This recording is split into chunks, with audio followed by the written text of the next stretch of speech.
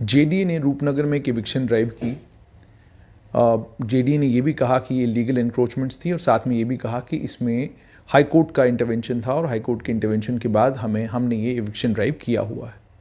जहाँ एक तरफ वहाँ पर अब एक आंदोलन छिड़ गया है, वहीं पर दूसरी तरफ वो रूपनगर के अलॉटीज़ जिन्हें वहाँ पर प्लॉट दिए गए थे, जिसमें Jammu Kashmir high court bar association के भी एक इम्पॉर्टेंट पदाधिकारी हैं जिनको वहाँ प्लॉट अलॉट किया गया था और जिन्होंने पिछले दिनों हमसे बात करके ये भी कहा कि मैंने अपनी खून पसीने की गाड़ी कमाई जो है उस प्लॉट को ख़रीदने में लगाई थी, लेकिन जब भी मैं पोजीशन लेने के लिए जाता तो वहाँ पर हमारे ऊपर पत्थरबाजी होती और हमें वो प्लॉट के ऊपर जो है कंस्ट्रक्शन करने नहीं देते थे। आखिरकार जेडीए हर जगह तमाशे का शिकार क्यों हो जाती है? जहाँ पर भी जेडीए इस तरह एंटी एनक्रोचमेंट ड्राइव्स करती है, तमाशा वहाँ पर क्यों होता है? दूसरा, लोगों का ये भी इल्ज़ाम है ताकतवर लोगों के खिलाफ आप एविक्शन ड्राइव नहीं करते, कमज़ोरों और गरीबों के ऊपर आप लाठी बड़ी जल्दी चलाते हैं। इसी पर बात करने के लिए मेरे साथ हैं आज भारतीय जनता पार्टी के प्रवक्ता सीनियर एडवोकेट अभिनव शर्मा। अभिनव जी, मुझे सबसे पहले ये बताइएगा कि जेडीए रूपनगर पहुंचती है और वो गुजर बकरवाल कबीला, जिस कबीले को लेकर आपकी पार्टी सुबह से लेकर शाम तक बार बार आपके अध्यक्ष भी कहते रहते हैं कि जो गुजर बकरवाल समुदाय के लिए हम लोग फ्लैट बनाने जा रहे हैं, हमने उनको SC/ST एट्रोसिटीज एक्ट दिया, हमने उनको फॉरेस्ट डेवलपर्स एक्ट दे दिया, हमने फॉरेस्ट राइट्स एक्ट दिया, ये सारा गीत आप सुबह से लेकर शाम तक आपकी पार्टी के लोग गाते रहते हैं। और उसके बाद जब इविक्शन ड्राइव्स की बारी आती है, वहाँ आपकी पार्टी का कोई भी नेता जाकर राजी नहीं। देखिए जुनैद जी, ऐसा है जैसा आपने कहा कि भारतीय जनता पार्टी गुजर बकरवाल्स के लिए फॉरेस्ट प्रोटेक्शन एक्ट लाती है या एट्रोसिटीज़ एक्ट लाती है, प्रिवेंशन ऑफ एट्रोसिटीज़ एक्ट लाती है, और फॉर दैट मैटर उनको पॉलिटिकल रिजर्वेशन दिलाती है। ये उनके संवैधानिक अधिकार हैं, ये उनके कॉन्स्टिट्यूशनल राइट्स हैं जो कॉन्स्टिट्यूशन उनको एक्सटेंड करता है। ठीक, unfortunately because of 370 article 370 they were deprived of these constitutional rather fundamental rights, जो 370 टूटने के बाद उनको वेस्ट किए गए हैं। मैं रेस्टोर नहीं कहूँगा, वेस्ट किए गए हैं। बाकी पूरे कंट्री में शेड्यूल्ड ट्राइब्स को पॉलिटिकल रिजर्वेशन थी। बाकी पूरे कंट्री में ये फॉरेस्ट एक्ट के बेनिफिट्स उनको, फॉरेस्ट प्रोटेक्शन एक्ट के जो बेनिफिट है उनको एक्सटेंडेबल थे। सिर्फ जम्मू कश्मीर रियासत एक ऐसी रियासत थी जिनसे वो डिप्राइव्ड थे और उनको उन राइट से अब वेस्ट किया गया है। ठीक, ये उनके फंडामेंटल या कॉन्स्टिट्यूशनल राइट्स है जो उनको वेस्ट किए गए हैं।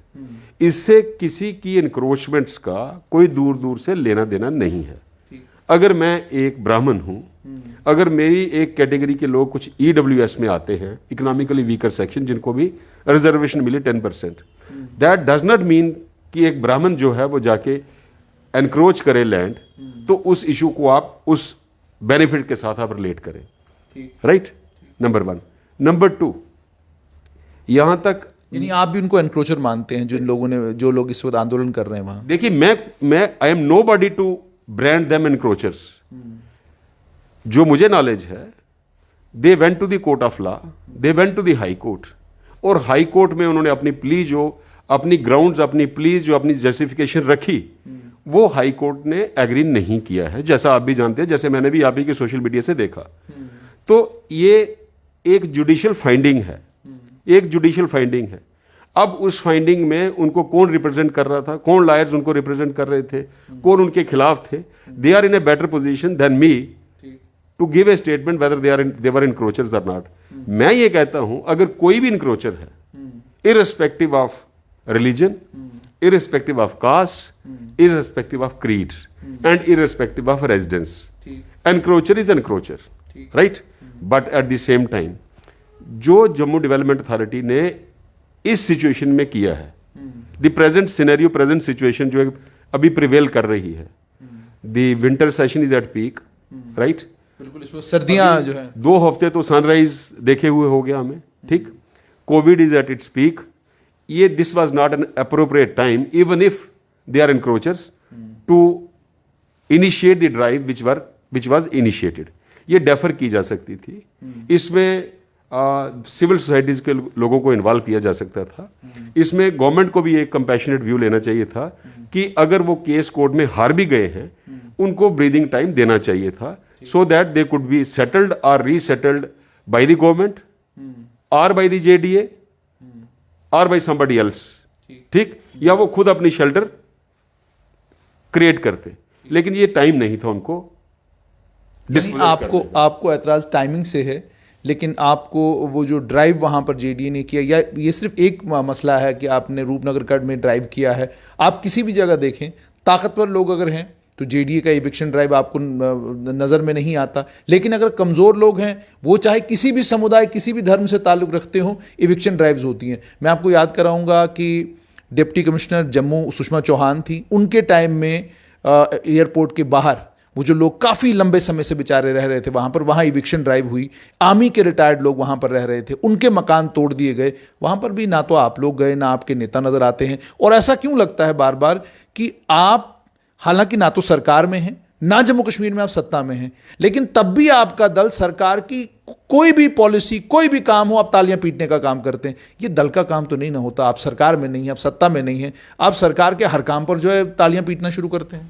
देखिए जुनैद जी, ऐसा है, अभी आपने आधा तो अपनी बात का खुद जवाब दे दिया। एयरपोर्ट पे जब डिमोलिशन हुई या एंटी इंक्रोचमेंट ड्राइव इनिशिएट हुई, उसमें तो सारे मुस्लिम नहीं थे, उसमें हिंदू भी थे, सिख भी थे। लेकिन आप वहां नजर नहीं आते, आपकी पार्टी वहां नजर नहीं आती। आप समर्थन करते नजर आते हैं इन सारे कामों का। सरकार कुछ भी करे, आप कहते हैं बहुत बढ़िया कर रही है। देखिए मेरी बात सुनिए, अगर कल को आप एनक्रोचर हैं, मैं एस्यूम कर रहा हूं सिचुएशन, और आपको डिस्पोजेस करती है जम्मू डेवलपमेंट अथॉरिटी, मेरा क्या राइट है वहां पे जाके अपनी लीडरी झाड़ने का? मैंने कोई वोट तो नहीं लेने इस इशू पे। इस इशू पे देखिए जो लोग वहां जा रहे हैं, ठीक है, उसमें 80% तो डिफरेंट पॉलिटिकल पार्टीज के लोग हैं। कांग्रेस के लोग गए वहां पे, पैंथर्स पार्टी के लोग गए वहां पे, नेशनल कॉन्फ्रेंस के गए, पीडीपी के गए, ठीक, सबकी दौड़ लगी हुई है। दौड़ भी लगी है, होड़ भी लगी है। अभी मैं देख रहा था परसों शायद आप ही के चैनल पे या किसी और चैनल पे, मैडम महबूबा मुफ्ती ने यह भी कहा कि मुझे अच्छा लगा सारे आए, लेकिन सबसे पहले पीडीपी आई। जैसे कई चैनल बोलते हैं ना, किसी की डेथ हुई है, ये नज़ारा आप सबसे पहले आप हमारे चैनल पे देख रहे हैं। ये नज़ारा नहीं है, ये नज़ारा नहीं है, ये उन लोगों की मुश्किल है। उनको सहारा देने की बजाय लोग वहां पे सियासत, गर्म सियासत छेड़ रहे हैं। और कुछ लोग तो वहां पे, मैं जुनैद जी ये भी बोल दूं, ऐसे भी हैं जिनको ये डर है, जिनके जो आप कह रहे हैं बड़े लोगों पे हाथ नहीं पड़ता, ये ऐसे ऐसे बड़े चेहरे वहां पे जाके बैठे हैं जिनको ये डर है कि अब नेक्स्ट स्टेप हमारे ऊपर है। ठीक, वो एप्रीहेंड कर रहे हैं, वो प्रीएम्प्ट कर रहे हैं कि नेक्स्ट ड्राइव हमारे खिलाफ भी होगी। ठीक, अब ये लोग जो हैं, जो कोर्ट से, देखिए हर एक इंसान कहता है कि हमें हाई कोर्ट और सुप्रीम कोर्ट पे पूरा विश्वास है, कहते हैं ना, सारे ही कहते हैं, हर पॉलिटिकल पार्टी कहती है, हर शख्स कहता है। और अगर ये हाई कोर्ट में केस हारे हैं तो I am nobody to say whether they are encroachers और not. There is a seal of the high court, right? अगर उनको हाई कोर्ट का जजमेंट एक्सेप्टेबल नहीं है, they should have gone to the supreme court. जो उनके lawyers वहां पे जाके, बड़े बड़े उनके वकील जिनकी बात मैं कर रहा हूं, भाषण दे रहे हैं, अगर फैसला गलत है हाई कोर्ट का तो उनको सुप्रीम कोर्ट जाना चाहिए या हाई कोर्ट में रिव्यू डालनी चाहिए। जैसे रोशनी एक्ट के अंडर रिव्यू डाला गया, सुप्रीम कोर्ट चले गए, जाना चाहिए। लेकिन यह बात सच है कि अगर वो एनक्रोचर भी हैं तो उनको उनकी शेल्टर प्रोवाइड करने के लिए पहले प्रोविजन क्रिएट करने चाहिए थे। ये मेरा अपना मानना है। ये आपका मानना है, लेकिन मैं आपसे सवाल ही पूछ रहा हूं कि भारतीय जनता पार्टी जम्मू कश्मीर, ना तो आप सत्ता में हैं, ना आपकी सरकार है, लेकिन सरकार कोई भी कदम उठाती है तो आप जो है खुशियां मनाते, लड्डू बांटते नजर आते हैं। ये आम जनमानस परेशान है कि ना आपकी सरकार है, आपने चुनाव यहां लड़ने हैं, चुनाव अभी यहां होने हैं, तो चुनाव को ध्यान में रखते हुए, आम जनमानस को ध्यान में रखते हुए आपको कम से कम जनता की तकलीफों और परेशानियों में उनके साथ खड़ा होना चाहिए था। लेकिन आप सरकार के साथ खड़े होते हैं जबकि सरकार आपकी है नहीं। देखिए, मैंने जब भी आपको इंटरव्यू दिया या मेरी पार्टी के अध्यक्ष ने जब भी आपको इंटरव्यू दिया, उन्होंने सबसे पहले यही कहा, जम्मू कश्मीर में भारतीय जनता पार्टी की सरकार नहीं है। ठीक, यहां पे यूटी है, जिसको बोलते हैं आप केंद्र शासित प्रदेश। ठीक, हमने यहां पे ब्यूरोक्रेसी गलत कर रही है, वहां पे उनको गलत ठहराया है, यहां पे ठीक कर रही है, वहां उनको अप्रिशिएट किया है। कोविड के दौरान आपने देखा हमारे अध्यक्ष श्यामलाल शर्मा जी, बाकियों ने सभी जो मेडिकल कॉलेज में जो गड़बड़ी हुई या लैप्सिस हुए, उसको क्रिटिसाइज किया, हमने कोई अप्रिसिएशन नहीं की, राइट? उसके बाद आपने मेरे इंटरव्यूज लिए, कितनी बार लिए? मैंने कई बार कहा कई जगह सिलेक्शन गलत हो रही है। मैंने कई बार कहा कुछ इश्यूज पे कि ये फैसले गलत हैं। मैंने तो कभी हर एक फैसले को कभी डिफेंड नहीं किया है। आपके सामने आपको भी मैंने 50 इंटरव्यू दिए होंगे। आज आप ही के माध्यम से मैं जम्मू डेवलपमेंट अथॉरिटी को भी ये एक वाजे कर दूं, क्लियर कर दूं कि आप ये काम छोड़ दीजिए कि यहां खाली जमीन लगी, वहां पे आपने एक बोर्ड लगा दिया, this land belongs to JDA, trespassers shall be prosecuted. भाई साहब, ये जमीन आपकी नहीं है। क्योंकि मैं इन वाइस चेयरमैन का कसूर नहीं ठहरा रहा हूं। रेस्पेक्टिव वाइस चेयरमैन जो टाइम टू टाइम आए, उनको ये देखना चाहिए पहले वो जिस चेयर पे बैठे हैं उस चेयर को कानून कौन सा अप्लाई होता है, वो है डेवलपमेंट एक्ट। जितनी डेवलपमेंट अथॉरिटीज बनी है, चाहे वो जम्मू डेवलपमेंट अथॉरिटी हो, श्रीनगर डेवलपमेंट अथॉरिटी हो, कटरा डेवलपमेंट अथॉरिटी हो, पत्नीटॉप डेवलपमेंट अथॉरिटी हो, गुलमर्ग डेवलपमेंट अथॉरिटी हो या पहलगाम डेवलपमेंट अथॉरिटी हो, ये सारी अथॉरिटीज डेवलपमेंट एक्ट के अंडर कॉन्स्टिट्यूट हुई है। और उस एक्ट के अंडर सेक्शन 18 में लिखा है कि जो लैंड गवर्नमेंट आपको by way of notification transfer करेगी, वहां वो लैंड जेडीए की है। पहले तो आप ये बताइए कि आप ये जहां बोर्ड लगाते हैं कि this land belongs to JDA and trespassers shall be prosecuted, क्या वो नोटिफिकेशन से आपको लैंड ट्रांसफर हुई है? जब भी इनको पूछो ये कहते हैं जी 1972 1973 का एक गवर्नमेंट ऑर्डर है। वो गवर्नमेंट ऑर्डर कहता है small patches of land in and around 2 capital cities of Jammu and Srinagar which are nazul lands shall be transferred to JDA. पहली बात वो नजूल होनी चाहिए, दूसरी बात जम्मू और श्रीनगर सिटी में होनी चाहिए, तीसरी small patches, and third shell be transferred, not here by transferred. लेकिन आपको जो खाली जगह मिलती है आधा मरला की, भी वहां भी आप बोर्ड लगा देते हैं। मैं तो कहता हूं डेवलपमेंट एक्ट का ऑब्जेक्ट ये था कि आपको जम्मू डेवलपमेंट करने के लिए, जम्मू की डेवलपमेंट करने के लिए ऑथोराइज किया गया, एक अथॉरिटी क्रिएट की गई। आप डेवलपमेंट के बजाय सिर्फ कमर्शियलाइज कर रहे हैं जम्मू। कितना डेवलप किया आपने? अगर आपने अपना वो एक्ट का ऑब्जेक्ट अचीव किया होता तो आज जम्मू स्वर्ग होता। कुछ तो डेवलपमेंट अथॉरिटी और कुछ जम्मू म्युनिसिपैलिटी, अब मैं कारपोरेशन की बात नहीं कर रहा हूं, जो आज से पहले यहाँ 40 साल म्युनिसिपैलिटी रही है। म्युनिसिपैलिटी ने जम्मू को स्लम क्रिएट करने में या कन्वर्ट करने में कोई कसर नहीं छोड़ी। जितने इनके खिलाफ वर्जी ऑफिसर थे, इन्होंने जम्मू की सारी अनप्लान्ड कंस्ट्रक्शन, सारी इलीगल कंस्ट्रक्शन करवा के जम्मू का बेड़ा गर्क किया है। मैं तो ये कहता हूं आपके माध्यम से लेफ्टिनेंट गवर्नर साहब को, हर एक ऑफिसर म्युनिसिपैलिटी का उनके टाइम के दौरान कितनी कंस्ट्रक्शन हुई, इसकी भी इंक्वायरी होनी चाहिए और गाज उन पे भी गिरनी चाहिए। जैसे आपने कहा गाज उन पे गिरनी चाहिए। अब अभिनव जी, एक चीज़ आपसे और जानना चाहूँगा कि आपकी पार्टी के ऊपर जो है विपक्ष सारा ये हमला करता है कि जनाब आप रूपनगर तो जेडीए पहुँच जाता है, लेकिन डॉक्टर निर्मल सिंह का जो बंगला है वहाँ जेडीए जो है वो नहीं पहुँचता। कविंदर गुप्ता को लेकर भी जो है फेसबुक के ऊपर लिखा जा रहा है कि जी उनके पास भी ज़मीन है कहीं, जिसको लेकर उन्होंने कहा कि गौशाला को दे दी जाए। तो मुझे ये बताइए कि क्या आप भी ये बात मानते हैं कि ये जेडीए की अपनी की हुई गलतियां हैं जिसके चलते ये सारी चीज़ें हो रही हैं कि एक मकान बन जाता है, कंस्ट्रक्शन मुकम्मल हो जाती है, एक आदमी का जब तक मकान बन रहा होता है, कंस्ट्रक्शन हो रही होती है, तब तक जेडीए नहीं आता, फिर जेडीए तब जागता है जब कोई सोशल एक्टिविस्ट या कोई आरटीआई एक्टिविस्ट जेडीए के पीछे पड़ जाता है। देखिए जुनैद जी, हम लोग कई बार बिना तथ्य के, बिना कानून पढ़े हुए और बिना फैक्चुअल पोजीशन अंडरस्टैंड किए बयान दे देते हैं। सिर्फ मीडिया में आने का एक शौक होता है। ठीक, मैं 1 बाय 1 इसको डील करता हूं। जैसे आप डॉक्टर निर्मल सिंह की बात कर रहे हैं, डॉक्टर निर्मल सिंह की जमीन की ओनरशिप का कोई झगड़ा नहीं है। मानते हैं ये बात आप? नहीं, मैं तो नहीं मानता। ये तो आपके पास जो फैक्चुअल, डॉक्टर निर्मल सिंह की जमीन का ओनरशिप का कोई झगड़ा नहीं है। डॉक्टर निर्मल सिंह की जमीन के 2 झगड़े हैं। एक आर्मी अथॉरिटीज के साथ डिस्टेंस का झगड़ा है कि इतने डिस्टेंस के अंदर कंस्ट्रक्शन नहीं हो सकती, वो केस उनका हाई कोर्ट में चल रहा है। ठीक। दूसरा, उनको जम्मू म्युनिसिपल कॉर्पोरेशन का या जेडीए का, जिसका भी नोटिस आया डिमोलिशन का, जेडीए का नोटिस था। ठीक, कि ये जो कंस्ट्रक्शन है that is in violation of this sanctioned plan, कि आपका ये नक्शा पास हुआ, आपने इस नक्शे के खिलाफ जाके थोड़ी सी कंस्ट्रक्शन आगे पीछे कर दी या ज्यादा उसकी खिलाफ वर्जी कर दी।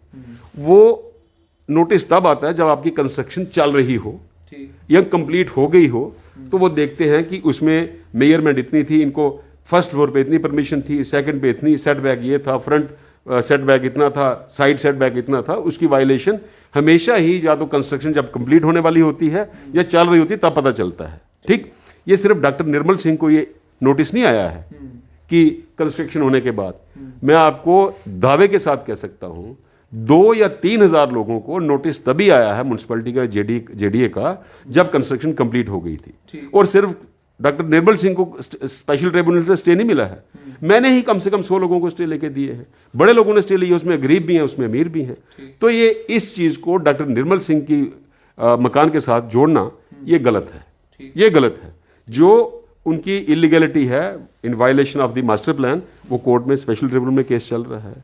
जो आर्मी के साथ झगड़ा है वो हाई कोर्ट में केस चल रहा है। अब ये जो कविंदर गुप्ता को लेकर जो कहा जा रहा है, देखिए कविंदर गुप्ता जी के साथ जो मैं देखता हूं सोशल मीडिया पे कि फलाना फलाना खसरा नंबर, फलाना फलाने बंदे का नाम, फिर उसके पिताजी का नाम, फिर उसका क्या बोलते हैं रेजिडेंस, वो कहाँ रहते हैं, उन्होंने भी उसका जवाब दिया। ठीक, अगर तो वो अनऑथराइज्ड लैंड है उसको डिस्पोजेशन होना चाहिए, अगर वो गवर्नमेंट लैंड है तो। किसने मना किया? उन्होंने कभी मना किया? या किसी अथॉरिटी ने मना किया? या किसी बीजेपी के लीडर ने कहा कि अगर वो गैर कानूनी जमीन है तो नहीं जानी चाहिए? मैं तो कहता हूं जो इंसान irrespective of religion, caste, creed, colour and place of residence, सरकारी जमीन पे कब्जा करने का किसी का हक नहीं है।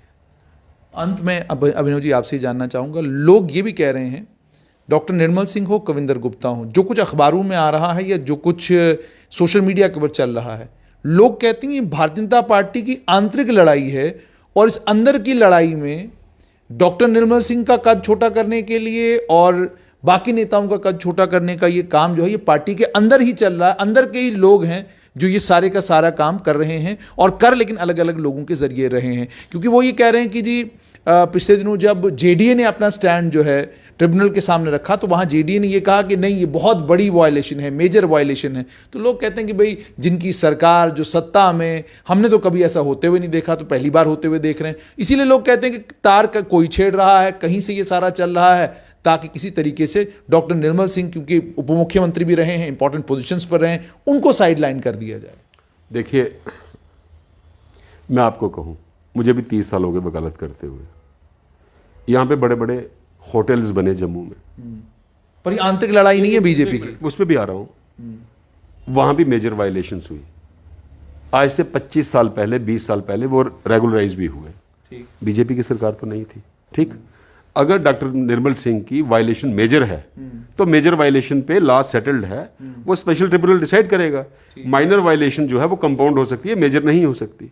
लेकिन उसको इस चीज से आप कंपेयर करें कि वो अनऑथराइज्ड ऑक्यूपेंट हैं, जो मेरे मुताबिक गलत है। दूसरी बात आपने कही, कौन सी बात कही? मैंने कहा आपको कि बीजेपी की आंतरिक लड़ाई है, तार कहीं और से छेड़े जा रहे हैं और काम कहीं और चल रहा है। देखिए मैं भी इसी पार्टी में हूं, लेकिन मैं आपको दावे के साथ कह सकता हूं ये कोई आंतरिक लड़ाई नहीं है। बाकी एक बात कहूं, आंतरिक लड़ाई घर में भी भाइयों में होती है और घर में ही उसका समझौता होता है, घर में ही सेटल। पार्टीज में 100 डिफरेंसेस होते हैं, हर आदमी की अपनी सोच होती है, हर सब्जेक्ट पे अपना अपना ओपिनियन होता है। दैट डजंट मीन कि पार्टी की अपनी अंदर की लड़ाई है। ठीक, जो ये बार बार आ रहा है मुझे भी सुनने में आता है, लेकिन मेरी इंफॉर्मेशन के मुताबिक पार्टी की आंतरिक कोई लड़ाई नहीं है। जो छोटे मोटे इश्यूज होते हैं जिन पे अपने अपने ओपिनियंस होते हैं। अभिनव जी थोड़ा आपसे समझना चाहूंगा, आरटीआई एप्लीकेशन आप भी डाल के देखिए, आप किसी भी डिपार्टमेंट में आप आरटीआई एप्लीकेशन डालिए, जब तक 30 दिन नहीं होते तब तक उनका जवाब नहीं आता। कोशिश पूरी रहती है कि लटका लटका के 2 महीने 3 महीने बाद दो एपिलेट अथॉरिटीज़ के बाद, जब तक एपिलेट अथॉरिटी क्या कहते हैं लताड़ती नहीं तब तक जवाब नहीं आता। लेकिन इस आरटीआई के मामले में ये देखा गया कि जितनी जल्दी आरटीआई फाइल की गई उतनी जल्दी जेडीए का जवाब आ रहा है। ये जो मैं आपको डॉक्टर निर्मल सिंह की आरटीआई की बात, उतनी जल्दी जवाब आ रहा है। और उसके बाद फिर ट्रिब्यूनल में भी जेडीए चुस्त दुरुस्त तरीके से फौरन अपना जवाब लेकर पहुंच रहा है। अक्सर ये भी देखा गया कि जब बड़े ताकतवर नेताओं के मामले होते हैं उन मामलों में ट्रिब्यूनल में केस लगता है, लंबे लंबे वक्त तो डिपार्टमेंट जवाब ही नहीं देते। ये तो आपको खुद एक्सपीरियंस है कि डिपार्टमेंट आते ही नहीं, डिपार्टमेंट की तरफ से कोई वकील खड़ा होता ही नहीं। कभी कहा जाता है कि जनाब आज वकील साहब आ नहीं सकते, मौसम ख़राब है, कहीं एंगेजमेंट हो गई, कोई और काम था, इस तरीके से केस लटकते रहते हैं। तो ये लटका क्यों नहीं मामला? ये एकदम से मामला जो बड़ी तेज़ी के साथ चल रहा है, तभी लोग जो है चीमा गोइयाँ कर रहे हैं कि भाई हमने कभी सरकार को इतने जबरदस्त तरीके से बाकी किसी मामले में काम करते हुए नहीं देखा जितने जबरदस्त तरीके से इस मामले में सरकार काम कर रही है। देखिए, इस चीज़ का मतलब क्या है? इसका मतलब सीधा सीधा ये है कि भारतीय जनता पार्टी किसी भी डिपार्टमेंट में हस्तक्षेप नहीं करती। ठीक। अगर आप ये सोचते हैं कि भारतीय जनता पार्टी के लीडर्स के खिलाफ आरटीआई लगती है तो वो दबनी चाहिए, जैसे कांग्रेस के टाइम दबती थी। ठीक, दबती थी। अब अगर इंफॉर्मेशन आ रही है तब भी लोगों को इतराज है ना। अगर ना आती, फर्ज करो अगर डॉक्टर निर्मल सिंह के खिलाफ आरटीआई लगती किसी डिपार्टमेंट में, तो अगर इंफॉर्मेशन दबी रहती तो क्या मतलब निकालते लोग इसका कि ये भारतीय जनता पार्टी ने दबाया हुआ है। देखिए, लोगों ने तो कुछ कहना है। ठीक, लोगों का काम है, लोगों का काम है कहना, हमारा काम है सुनना। ठीक, हमने सवाल भी सुनने हैं, हमने जवाब भी देने हैं। अभी आप मेरा इंटरव्यू कर रहे हो, मुझे लगता है काफी ज्यादा नेगेटिव कमेंट्स भी आ रहे होंगे, लेकिन इसका मतलब ये नहीं मैं घर बैठ के छुप के बैठ जाऊं। इशू को फेस करना लीडर का काम है। ठीक, अच्छे सवाल, बुरे सवाल, तलख सवाल, मीठे सवाल, सबका जवाब देना हमारा काम है। लेकिन मैं आपको एक बात कहूं, मैं आपको बार बार कहता रहा हूं, आप भी मेरे इंटरव्यूज करते हैं, पल्लवी जी भी करती हैं, कभी कभी आशीष जी भी आते हैं। मैंने आपको शुरू से कहा मेरा स्टैंड सेम है और रहेगा हमेशा, चाहे मैं एज ए लायर पूछें या एज ए पॉलिटिशियन पूछें। जम्मू कश्मीर में बाबू राज जो था, इसने बड़ा गर्व किया जम्मू कश्मीर का। मैं तो कहता हूं एलजी साहब को कि एक स्पेशल हाई लेवल कमेटी बनाओ, हाई पावर्ड कमेटी, जिसमें रेवेन्यू ऑफिशियल्स, म्यूनसिपैलिटी के कुछ ऑफिशियल्स और जेडीए के जो पुराने ऑफिशियल्स बेशक रिटायर हो चुके हैं, इनके ऊपर इंक्वायरी बैठनी चाहिए, जिन्होंने जम्मू की तबाही करने में कोई कसर नहीं छोड़ी। और एक हम लोगों को भी जम्मू कश्मीर में 370 से पहले, मैं उदाहरण देता हूं, हम अपने गिरेबान में जान के देख ले, अपने गिरेबान में जान के कि हम कितने साफ हैं, हम कितने साफ हैं। मतलब 10 मरले अगर मैं जमीन अलॉट करवाता हूं या परचेज करता हूं, मकान मेरा जरूर 11 मरले पे होगा। जो बड़ी मछलियां होती हैं उनको जरूर 15 मरले पे होगा। बस सरकारी जमीन हमने घेरनी ही घेरनी है। दुकान अगर मेरी 12 फुट बाई 8 फुट की है, मैंने 10 फुट बाहर सामान निकालना ही निकालना है। मेरे को देख के दूसरे दुकानदार ने मेरे से 2 फुट और आगे निकालना है। बुजुर्ग चाहे उस सड़क पे चल सके या ना चल सके, मोटरसाइकिल स्कूटर चल सके ना चल सके, लोग पैदल चल सके ना चल सके, एक्सीडेंट हो, ठीक, अगर म्यूनसिपैलिटी या पुलिस कार्रवाई करती है तब भी हमने नारे मारने हैं। ठीक, मेरा भाई अगर पटवारी है या तहसीलदार है, जिसकी तनख्वाह 50,000 है या लाख है, लेकिन कमाता वो 20 लाख है महीने का, मैं उसको करप्ट नहीं कहूंगा। अगर आपका भाई तहसीलदार या पटवारी है, मैं उसको करप्ट कहूंगा। पहले अपने गिरेबान में जाके हम भी साफ हो जाए, लीडर भी साफ हो जाए, ब्यूरोक्रेसी भी साफ हो जाए, तो फिर जाके ये कहीं मसला सुधरेगा, कहीं इसकी डेवलपमेंट होगी। सिर्फ नारे मारने से, तकरीरें करने से, ये एक दूसरे पे छीटाकशी करने से बेहतरी नहीं हो। बहुत बहुत शुक्रिया। तो ये थे एडवोकेट अभिनव शर्मा, जिन्होंने साफ तौर पर ये कहा है कि गुज्जर बकरवाल कबीले को लेकर जो जेडीए ने किया है वो पर्याप्त इस समय नहीं था। इस समय ये किया नहीं जाना चाहिए था, क्योंकि कोविड की पीक है, सर्दी जबरदस्त है, और इस मौसम में और कोविड के इस कहर के बीच में जो जेडीए ने किया है वो सरन गलत है, नहीं किया जाना चाहिए था, बल्कि इस ड्राइव को बाद में भी किया जा सकता था। दूसरा, उन्होंने ये भी कहा धर्म कोई भी हो, समुदाय कोई भी हो, अगर आप इलीगल एनक्रोचर हैं तो आपके खिलाफ सख्त कानूनी कार्रवाई होगी। मगर एक बात उन्होंने कह दी कि बीजेपी की आंतरिक लड़ाई नहीं है जो नेताओं को लेकर कभी कुछ और कभी कुछ सोशल मीडिया के ऊपर आ रहा है।